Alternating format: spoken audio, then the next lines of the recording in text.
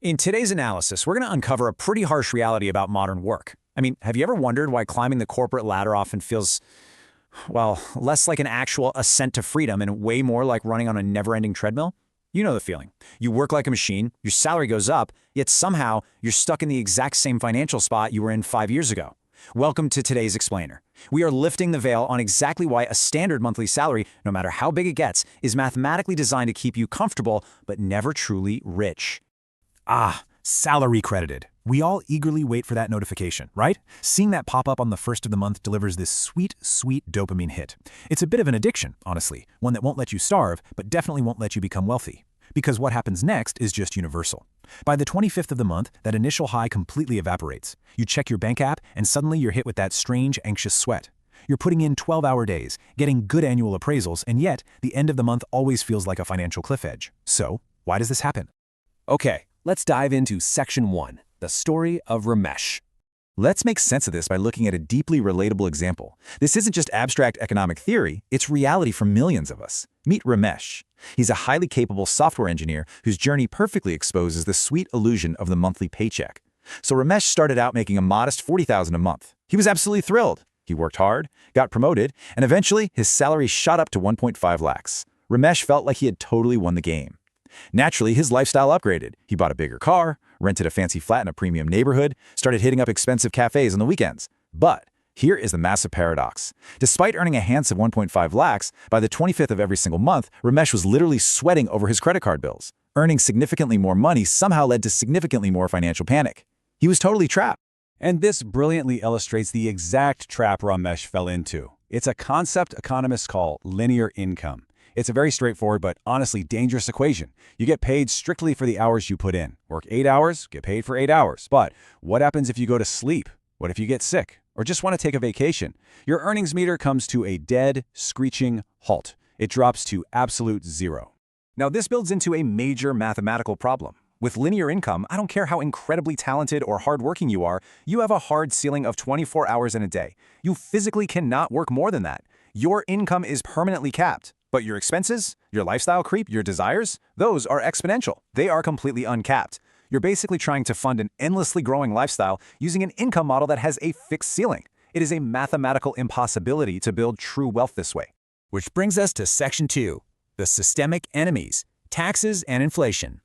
You see, you aren't just battling your own lifestyle choices here. There are hidden systemic forces actively built into the economy that punish salaried professionals the harder they work. 4 months. Just let that sink in for a second. That is an absolute gut punch.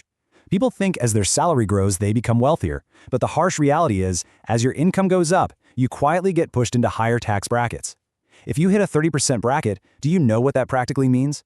It means you spend the first 4 months of the year working entirely for the government, completely for free. Before a single drop of that money reaches your pocket, the system takes its massive cut. The harder you hustle, the larger the slice they take from you without asking. Now what's really interesting here is what happens to the money that actually survives the taxman. Let's say your boss gives you a solid 8% appraisal. You're feeling pretty great, right? But consider the inflation rate for daily essentials. The cost of milk, rent, petrol, it's quietly rising at a rate of 10%. Inflation acts like a termite, silently eating away at your wealth. So even with your shiny new raise, your actual purchasing power is dropping every single day. You're essentially running on a treadmill where the belt is moving way faster than your legs. You think you're moving forward, but inflation is actively pushing you 2 steps backward. Let's move to Section 3, time, the ultimate cost. Up to this point, we've talked a lot about losing money, but let's shift our focus to an even heavier loss. The absolute greatest casualty in this whole game isn't your bank balance. It's your most precious, strictly limited commodity, your time. There are heavy, hidden costs to the standard 9 to 5. You aren't just selling a service. You are literally selling the most beautiful years of your life, your youth, for pennies. You're pledging your prime hours to fulfill someone else's dream. And because both you and your boss only have 24 hours in a day, trading your time for money means you have absolutely zero leverage. You are simply reduced to a cog, keeping someone else's wealth-generating machine running smoothly. Okay, Section 4, the secret of the rich, asset ownership. This brings us to the deepest psychological turning point of this entire explainer. If hard work and a good salary don't make you rich, what actually does? The secret lies in a fundamental shift in how you view wealth. True wealth is never, ever generated by selling labor. It's generated through asset ownership. The wealthy operate on a completely different paradigm. an asset-based system. While the salaried employee focuses on getting paid at the end of the month, the wealthy person focuses on building a structure, whether that's a business, a piece of software, or real estate. They are system builders. The goal of their system is to continuously generate revenue independently of their active time. They successfully decouple their time from their income. If money hits your account while you're fast asleep, you have a system. If you have to open your laptop every single morning just to earn a living, you're a prisoner to a system.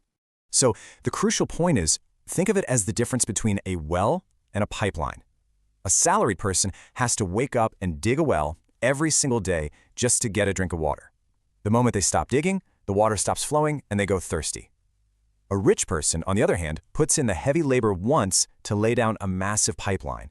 Once that pipeline is built, they can step back and enjoy a lifetime supply of water while their system does all the heavy lifting 24 hours a day. Salary is a cage made of gold. Look, a salary is not inherently evil. Actually, it's a fantastic tool to get on your feet. But accepting it as your final destination, that's the ultimate trap. It provides just enough comfort, just enough security to guarantee that you will never rebel. But it will never, ever provide you with enough freedom to actually live life entirely on your own terms. And finally, Section 5, the ultimate choice. As we wrap up this explainer, it's time to pivot from just understanding the problem to actually taking action. To truly escape this financial treadmill, you have to completely rewire your thinking. You've got to stop asking yourself, how can I get a higher paying job? And start asking, what system can I build that creates value without my constant presence? You must shift your identity from being an employee to being a system builder. Because as long as you rely on a salary, no matter how many zeros are at the end of it, someone else will always hold the remote control to your life. So, the ultimate question you have to answer today is this. Will you remain a well-paid cog in someone else's wealth machine, or will you finally wake up and build your own? The choice is entirely yours. Thank you so much for joining this explainer, and we'll see you next time.